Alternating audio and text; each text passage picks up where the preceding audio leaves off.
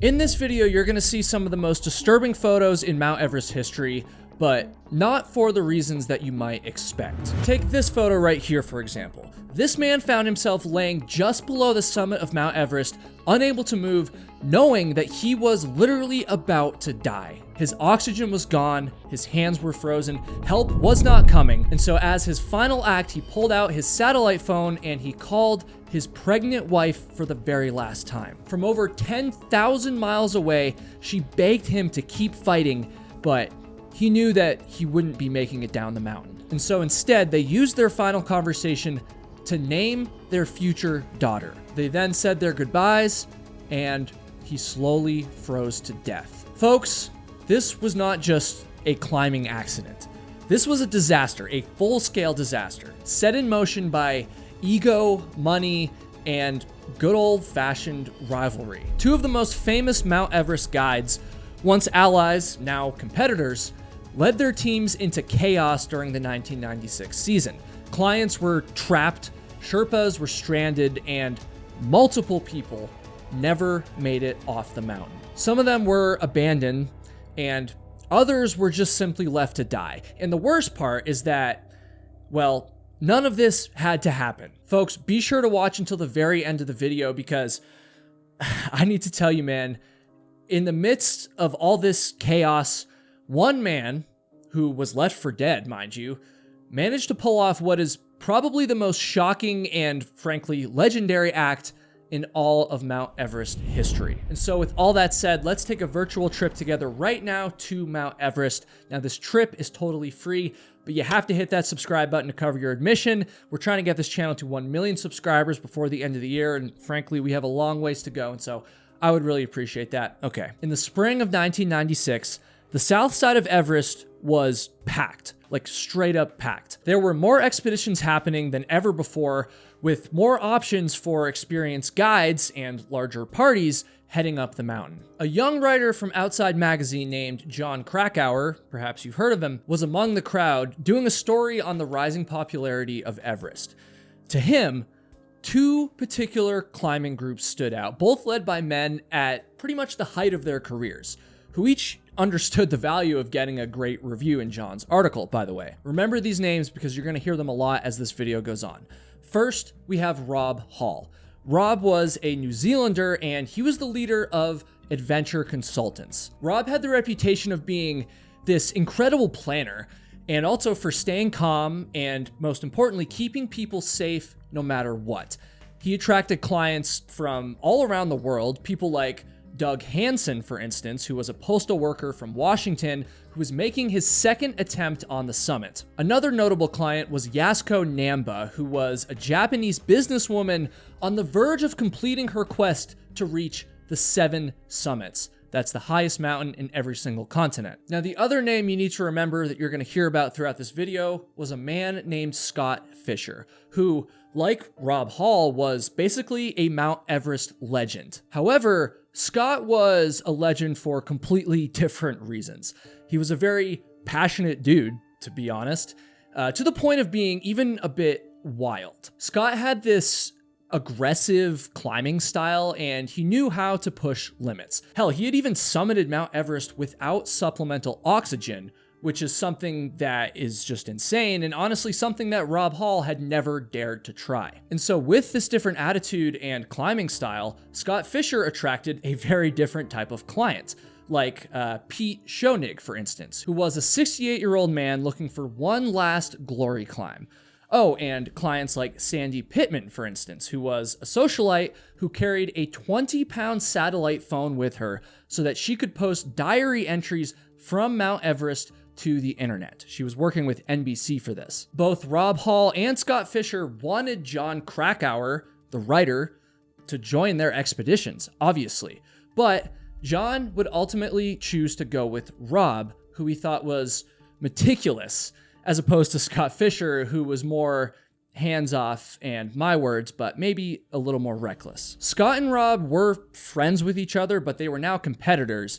And when Jon Krakauer decided to go with Rob's expedition, let's just say that Scott Fisher wasn't super happy about this. I don't want to make this drama out to be more than it actually is. Like, it was fine, but you know, Scott obviously would have preferred to have this famous journalist who was writing this massive piece go with his expedition. But regardless, Scott still had a job to do. He had to get his clients up and down Everest, and now he had this added challenge, the added weight, you could say, of showing that his business was worth the price and worth the future trust of clients like John. The bottom line here is that Rob Hall and Scott Fisher both had lots of eyes on them. They had John's article.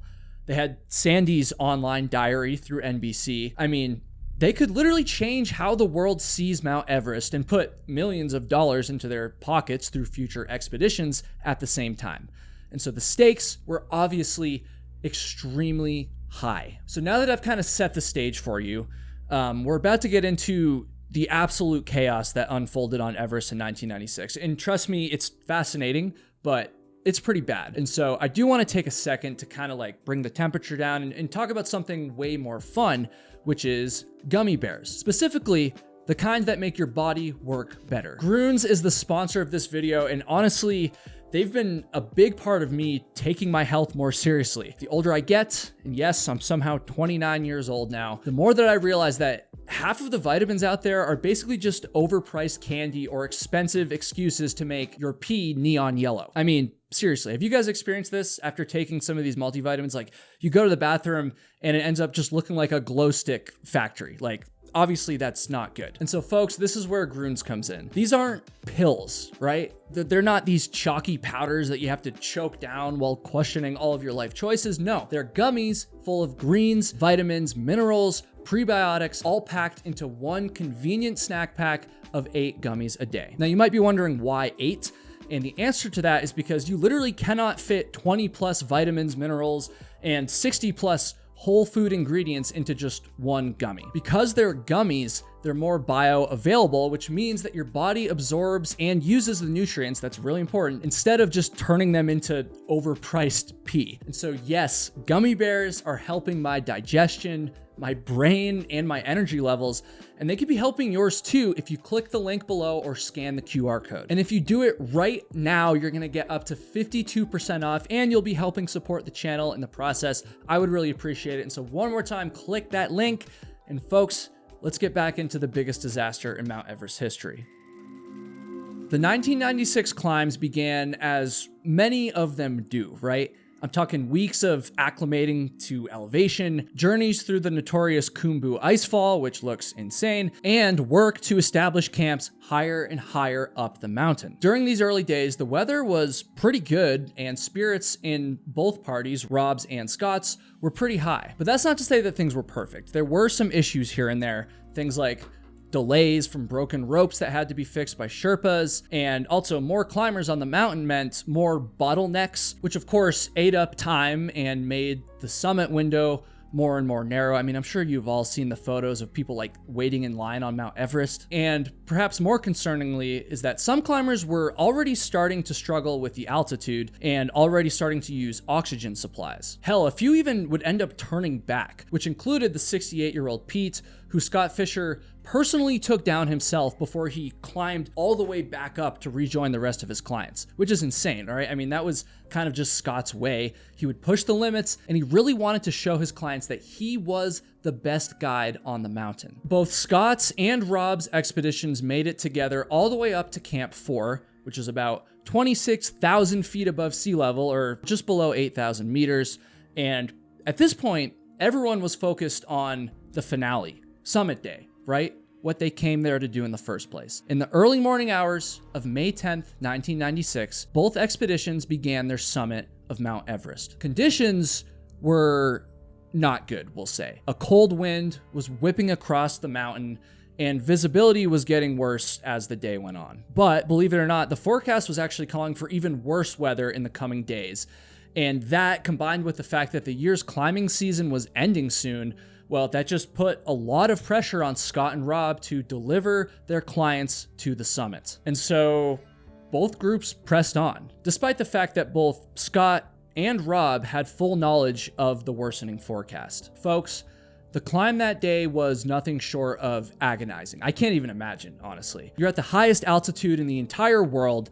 Every single step hurts. The air up there is so thin that it's like running a marathon while breathing through a straw. And then you add in a time crunch. I mean, the climbers had to hustle, right? Because they were going to lose daylight. And so they decided upon this turnaround time of 2 o'clock. As the 30 or so climbers struggled up that final pass, there were even more problems that began to develop. And these were not small problems by any stretch of the imagination. I'm talking things like critical ropes that needed to be fixed in place because they simply just weren't set up right, which created delays of multiple hours as the Sherpas had to work to fix them. And of course, this forced the climbers to basically just stand around and wait while they're stuck in what's known as the death zone of Mount Everest, where you're so high that your body is literally slowly dying. When you're in the death zone, your time is limited, and it's literally the last place that you want to just be stuck waiting in line, right?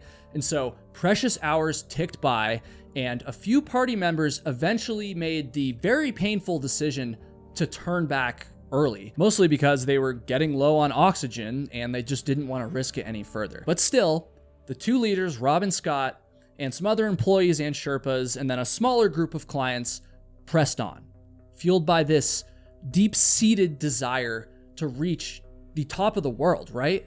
I mean, that's why they came all this way. Rob Hall was the first person to find himself in a difficult position. At around the Hillary Step, the famous Hillary Step, just 200 feet from the summit of Everest, Doug Hansen, again, that postal worker from Washington, well, he was really struggling to continue on. Rob sent Sherpas and several clients ahead of him with one of his trusted employees who was named Andy Harris, while Rob himself stayed back with Doug. At the same time, just a little bit lower down on the mountain, Scott Fisher was experiencing difficulty as well, although this was different kind of difficulty. It wasn't one of his clients that was struggling, it was literally him. He was visibly weakening, showing severe signs of altitude sickness. But with that said, nothing, and I literally mean nothing, was going to stop Scott Fisher from ascending Mount Everest. One of his employees, who was named Anatoly Bokriev, would reach the summit first and organize getting as many climbers as possible up to the peak as Scott kind of lagged behind. And in the meantime, time continued to pass. First it was 2 o'clock, all of a sudden it was 2:30, next it's 3, and John Krakauer, who is now standing at the summit of Everest, it's right around 3:30 now, we'll say, well, he said that the weather was starting to get very, very bad. And it's important to remember that John, well, he knew a thing or two about these dangerous climbs. He was a journalist after all, and also, you know, he had never summited Everest before, but he was still an experienced climber. He had done the research, he had put in the work, and he knew that nobody should be ascending Everest with wind as strong as they were seeing and this blinding snow coming in at them. And so when the Sherpas urged the climbers to turn back around, Krakauer knew that something was not right. On their way down, they hustled past Doug Hansen and Rob Hall, who were still slowly climbing up towards the summit. And then finally, at 3:45, Scott Fisher himself reached the summit. The timeline is really important here. Like, I can't stress enough how late in the day they're summiting, especially given the conditions, right?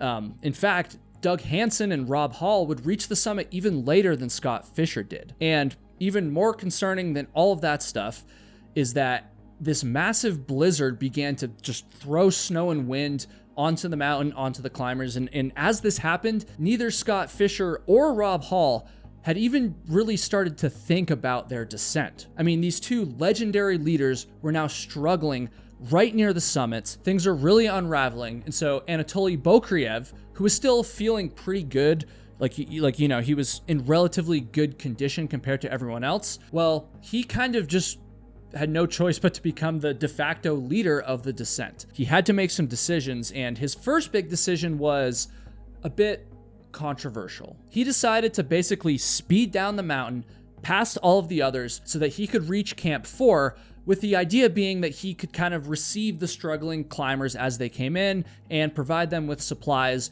once they got there. Again, these climbers are battling, say, 70-mile-per-hour winds and, just blizzard conditions. And Anatoly Bokriev basically chose not to stay with the descending climbers and not to offer them any bottled oxygen on their way down, which to him was this like false sense of security. He didn't really think it would help. But you have to keep in mind, at 5 miles above sea level, in a giant blizzard and growing darkness around, well, I think in that circumstance, just about any security would be kind of nice, but maybe that's just me.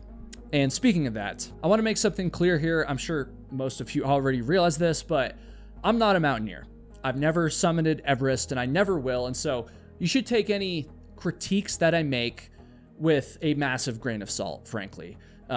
I base these critiques off of what other much more qualified people have said, but still, since it's coming out of my mouth, yeah, just, I don't know. Anyways, as the sun went down and visibility became basically impossible, let's be honest, some of the climbers became separated. The conditions were beyond treacherous at this point. Everyone was in survival mode, and so each person's priority was just to reach Camp 4 first, get stabilized, we'll say, and then go help the missing climbers. I mean, this is just an abysmal situation, right?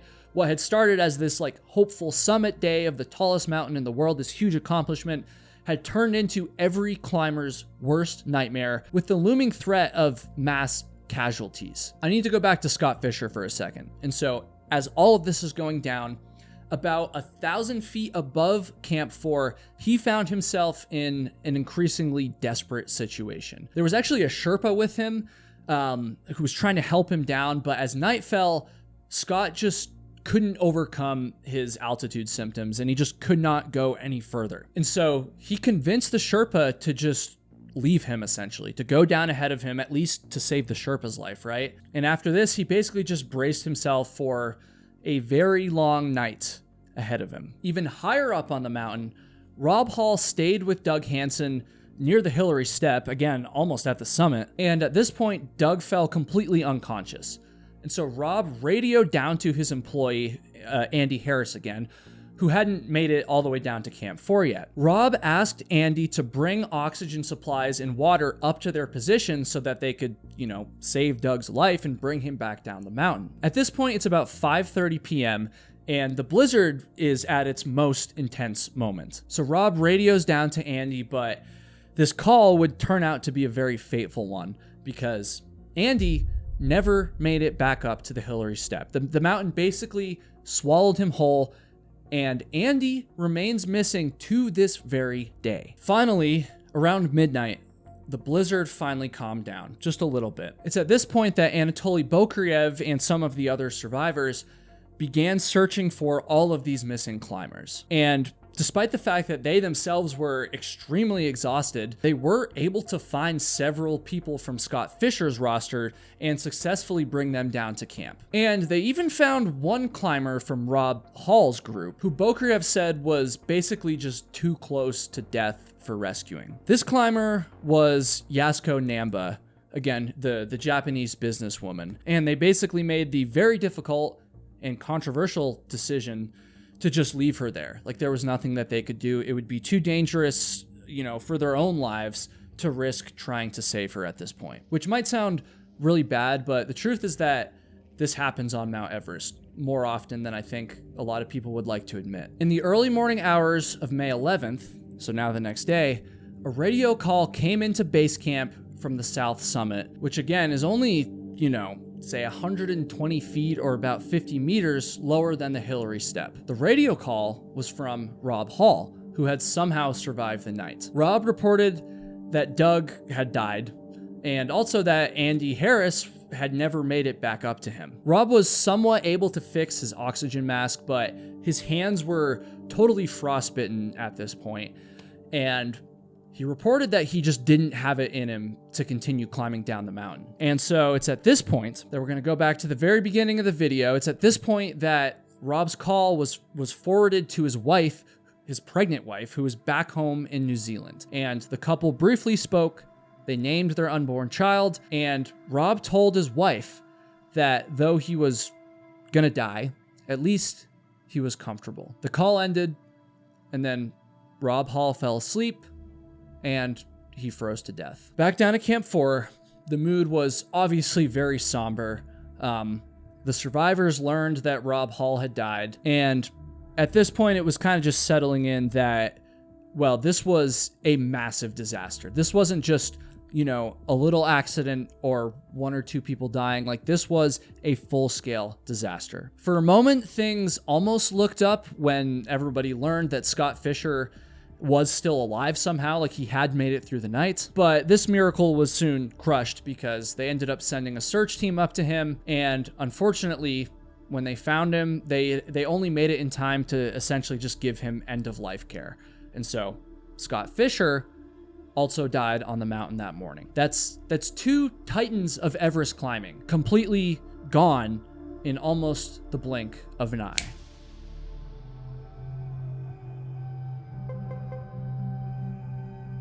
But with that said, there were still more missing climbers out there, and maybe, just maybe, more lives that could be saved, right? One of the clients who had turned back early from Everest the day before actually heroically chose to go out and search. He would end up coming upon Yasko Namba, who, to his surprise, was actually with another climber. And this climber was named Beck Weathers. At this point, both of them were somehow still clinging on to life, but they were severely frostbitten, mostly unresponsive, and they were literally gasping for air. Remember, the air is so thin up here, it's just brutal. Unfortunately, they were just in too bad of shape, once again, to be rescued. That's both rescued, you know, on the ground or even rescued by a helicopter, because sometimes that's an option, but they were just too high on the mountain. You know, a helicopter wouldn't have worked. And so once again, these two climbers were left behind to die. More and more hours passed, and eventually the survivors began to pack up their stuff at Camp 4 and get ready to climb down the mountain to finally leave this scene behind the very next morning. Spirits were low, as many of them, you know, hadn't even really started or were trying to process the disaster that had happened. I don't know. Obviously, the mood was bad.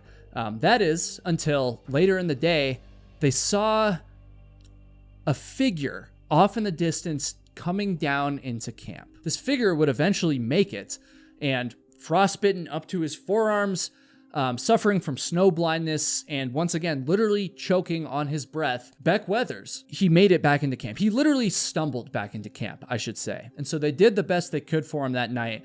And then the very next morning, as he was trying to kind of bring himself into a physical state where he could descend for evacuation, Beck Weathers' tent would end up collapsing on him and basically buried him under this snow pile. And so once again, everyone thought he was dead, and even to the point where they were like, well, we're gonna have to leave. The survivors started to literally pack up and leave camp without him, until John Krakauer noticed that Beck Weathers was still conscious, and by some miracle, Beck Weathers was able to get up and move under his own power. Over the next 2 days, a group effort worked to get him down Everest to where eventually a helicopter could land and evacuate him off the mountain. This is literally one of the most legendary survival stories in Everest history, in my opinion. I mean, Beck Weathers was left for dead not once, but twice, and yet he somehow still survived. Albeit, that survival came with a massive cost, right? Beck Weathers, I'm just going to put it bluntly, well, he lost a lot of body parts. He lost a lot of his nose, his right hand, half of his right forearm, and all of the fingers on his left hand. But, of course, he didn't lose his life, and instead, he got one hell of a story. For that matter, so did John Krakauer. You know, again, the man up there writing this article for Outside Magazine. In fact, he would end up writing a lot more than that, because a year later, he wrote a book called Into Thin Air, which I'm sure a lot of you have heard of, and if you haven't, I recommend reading it, honestly, to get a way more detailed and firsthand account of this story. I've linked the book down below if any of you are curious, and the book really kind of centers around Rob Hall and Scott Fisher. Once again, these two friends, but competitors and completely unique guides who battled their way up Everest time and time again. Unfortunately, it's just that this wouldn't end up being the story that Rob and Scott were hoping would be told, because ultimately they proved that summiting Everest is far less important than surviving it. To this day, people still talk about where this climb went wrong, right? I mean, there's tons of other videos on it. Some people say that it was a mishandling of the weather forecast. Some blame the guides for pushing climbers past their limits and for making some bad decisions. Some blame the Sherpas even for the delays. Some people blame Anatoly Bokriev for running ahead of everyone. And some people even blame the clients themselves. People like Sandy Pittman, for instance, once again, that socialite who was producing content for NBC. That's actually a story for another video. Coincidentally, a video that will be coming out next week. I really want to make it clear that many of the fateful decisions during this disaster were made in not only high stress environments, but literally made while people were suffering from the effects of altitude. You know, this stuff messes with your decision making, it messes with your brain.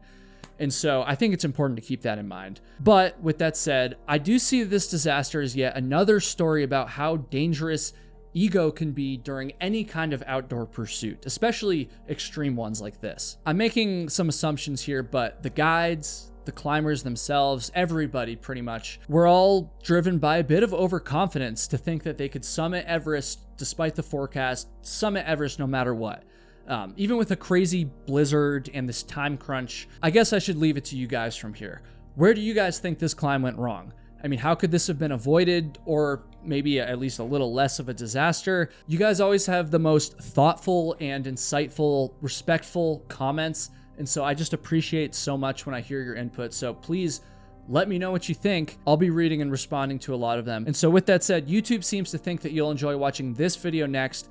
Give it a click. And once again, I will see all of you in the next video. Thanks for being the best subscribers on YouTube. You guys are just awesome.